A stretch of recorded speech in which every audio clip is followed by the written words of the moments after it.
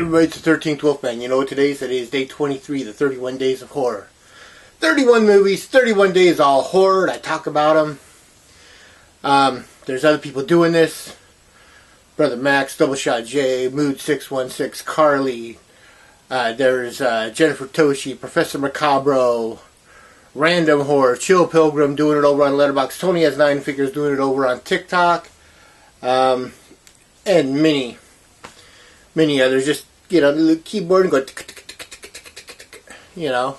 type in 31 days of horror, fright, Halloween, whatever you want, fear, and something will come up. Like I said, there's a lot of people doing it. They're all having fun with it. I'm having fun with it. All my movies are available. All the movies I'm doing this month are available on Tubi. So, check it out. Yeah, today we're talking Barbara Steele. Surprise! Another Barbara Steele movie. Yeah. It's funny. Before I get into this, I just have to laugh. Barbara Steele made a lot of movies about a lot more than I realized.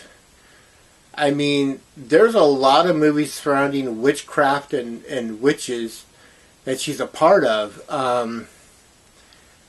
Don't get me wrong, I'm not slamming her for doing any of the stuff, but it just seems like today's movie, She Beast. So when I was going through Tubi and I was looking up, I type in Barbara Steele and it says She Beast, and I'm like, okay, She Beast. I don't know that movie. I do not recognize that title. And then I watched the movie and I'm like, oh, I know this movie. This is Revenge of the Blood Beast.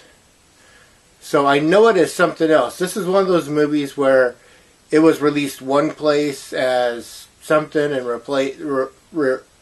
released somewhere else as something else. And I'm not quite sure what region got She Beast, but I remembered as a kid Revenge of the Blood Beast. And it's another one of those movies. This is another one of those movies that she's the main star of, because you got Barbara Steele, John Carlson, and Ian Ogilvy in this movie, and they're basically the 3 main characters. But she's only in it for like the first half hour. They're a newlywed couple. They're on their honeymoon. They're driving through Europe. They stop off in Transylvania, and they're looking for a place to stay. And they find out that the only place that they could stay is this one particular hotel, because there's a festival going on. There's always a festival in all these Euro horror films. There's always some kind of festival going on. Reasons for people to get drunk and loud. But there's a festival going on, so all the other hotels are booked up. So they're like, okay, fine, we'll stay at this one. And in due time, they find out that this is also the area where 300 years ago there was a witch. Of course, there's always a witch. Who was accused of witchcraft. She was strapped into a chair that looks like it's part catapult, part seesaw. They took her down to the lake and they dunked her and dunked her and dunked her, and she finally died. But she said she'd curse everyone and their descendants, and this village, and she would be back. And flash forward to where Barbara Steele and John Carlson show up, and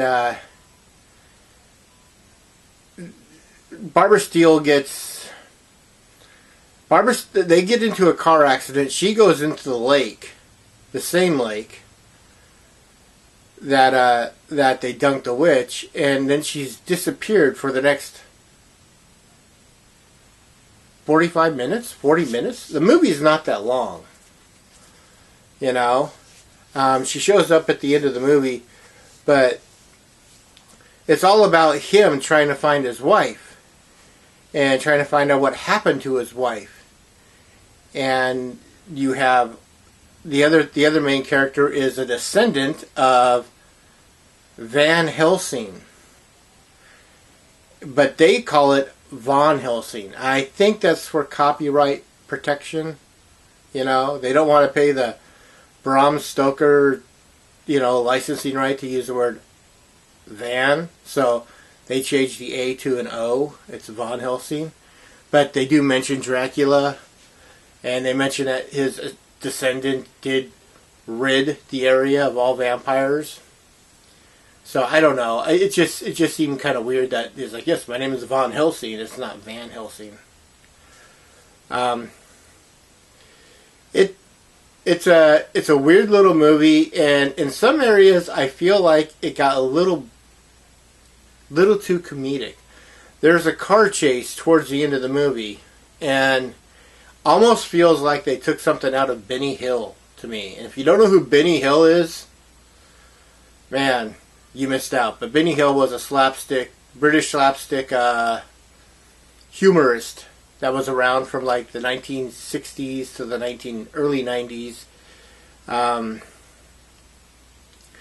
And a lot of slapsticky type of humor. And in this particular car chase, you got a van, you got this oldie, like 1920s yellow car, and behind them you have this little scooter.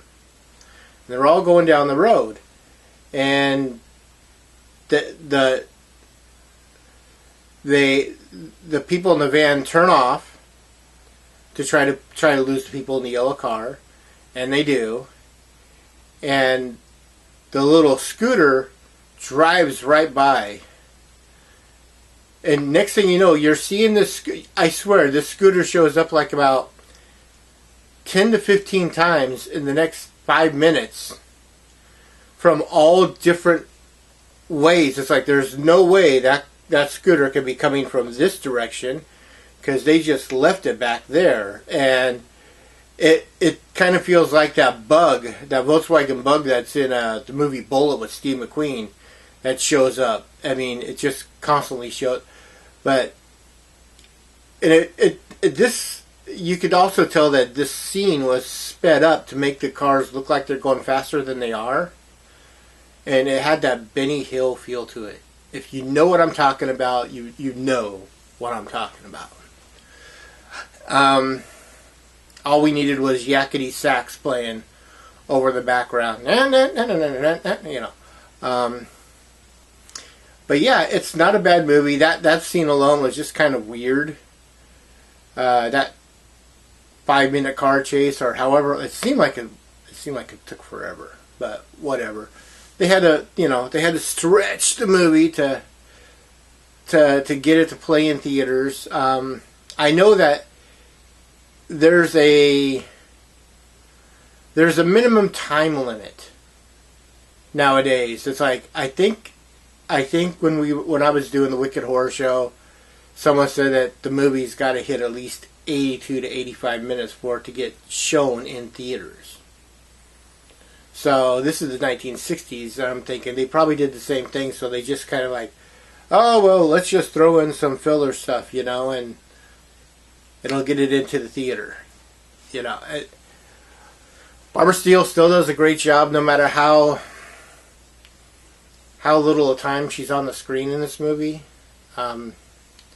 It's a good movie. Is it a great movie? No. Is it a good movie? Yes. This is like the 2 Chainsaw movie. This is definitely worth watching. But again, I just can't believe how many movies she's done about witches and being possessed, and there's a lot to this movie, and I say that about a lot of these movies because there's a lot of with possession, with these witchcraft / possession films of Barbara Steele. There's a lot going on. It's not just simple, hey, there's a person that's possessed. They found a diamond and now they're possessed by the previous owner. No, it's not that. There's more to it. There's layers you have to unfold, and it's a giant onion, and So yeah, So with this, it's two chainsaws. It's your average Euro horror film. It's not bad. It's not great. It's not An Angel for Satan. It's not Black Sunday, but it is a good film, and it's definitely worth watching. Like I said, if you have the time to kick back, like on Halloween or whatever, and you want to watch something on Tubi and just want to watch Barbara Steele movies, type in Barbara Steele on Tubi and just go through them. You'll be surprised on what you find that you're gonna love and what you're gonna go, oh, that was okay, but this one is for me. With that, always like, always subscribe, always share, always comment. I always want to know what you have to say. And I'm the 13th Wolfman, and of course, I'm on the prowl.